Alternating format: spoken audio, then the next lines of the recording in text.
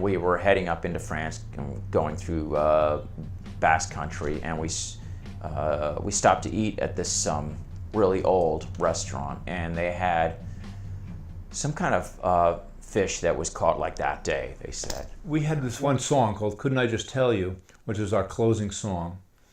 And what we did is we hired the pyrotechnician from Blue Oyster Cult. So this woman stood up and said, "This is completely inappropriate. I don't believe this is going to happen." Grabs her bag and storms out of the room. And then there is a large contingent of people in the room, and they're grumbling. And my parents knew I was okay, but I was like, I got the lead. They're like, did anybody else try out for the play this year? So then they came to see it, and they were like crying, and everyone's like, oh my God, she's great. And my parents were like, we didn't know. So it was kind of funny. They say, this isn't right, we have the wrong plan. Right address and everything. So they called the regional manager in. He comes in and he says, something doesn't look right. All the cash registers are supposed to be on the right, they're all on the left. The bathroom's supposed to be on the left, they're on the right. You know. Angling the language beyond anything was just hysterical.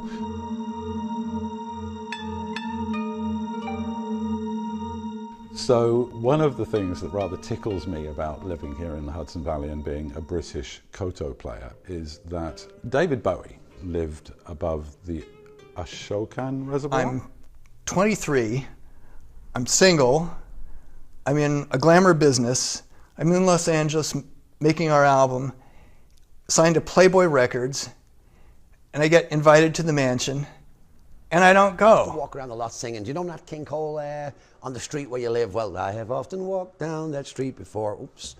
And I would always go around whistling because I love the melody. Da, da, da, da, dee, da, da, da, da, da, dee, da, da. So she comes up to me one day, she goes, you know what? They owned a big zoo down there, and A&E wanted to do a little documentary on the actual establishment. So not many people can say that you have actually cooked for chimpanzees. I've actually cooked for chimpanzees down there, me and Chef Levine. So he puts on this music, and it's like a conga. And he goes, okay, grab onto my waist. And we just congaed to my car. It was just so funny. So I got to do some really fun things with people, and I got to travel around the world. So there was always that. I'm going to bring my neighbor in with me. Is that okay? I said, sure. And it was Jorma Kaukonen. So I had Jorma Kaukonen from Jefferson Airplane, Rick Danko from the band, sitting in with me all afternoon. I would say to them, all right, you guys play Crazy Mama, JJ. It's like a three-ring circus. It's like a circus around here. And I feel it's such an unfair measurement because circus is one of the most practiced and one of the most smoothly run, just skilled arts that there are. And he's like, no, come on. He's like, I'll tell you what, I'll buy all your beers tonight if you sing.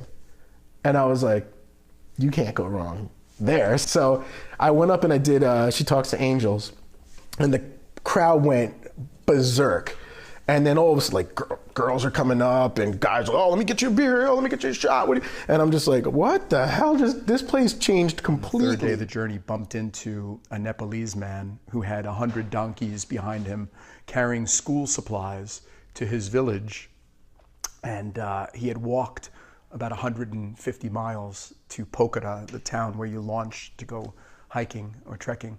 And he spoke 3 words of English, and I spoke 3 words of Nepalese. And that year that I was there, Michael Eavis, who's the guy that owns Glastonbury Festival, the whole festival on the farms, he basically said on the radio, they said, Michael, you got all this security up in Glastonbury Festival. I stepped up for the water in our community, and when I did, I said, wait a minute, you're worried about your tiny lake. You better widen your scope. And then I saw the other communities that were affected. And then I saw the pipelines coming in. Then I saw the massive fossil fuel infrastructure build out. Then I saw the marginalized communities around the country. I remember seeing the 59 Cadillac was the epitome of that whole scene. It had the biggest fins and the crazy rocket taillights. And I remember seeing that car brand new when I was 14 in Queens and saying, wow, I'm going to get one of those one of these days. I finally got that car, and I've had a lot of girls come and take their clothes off and pose on the caddy. That's always fun when that happens.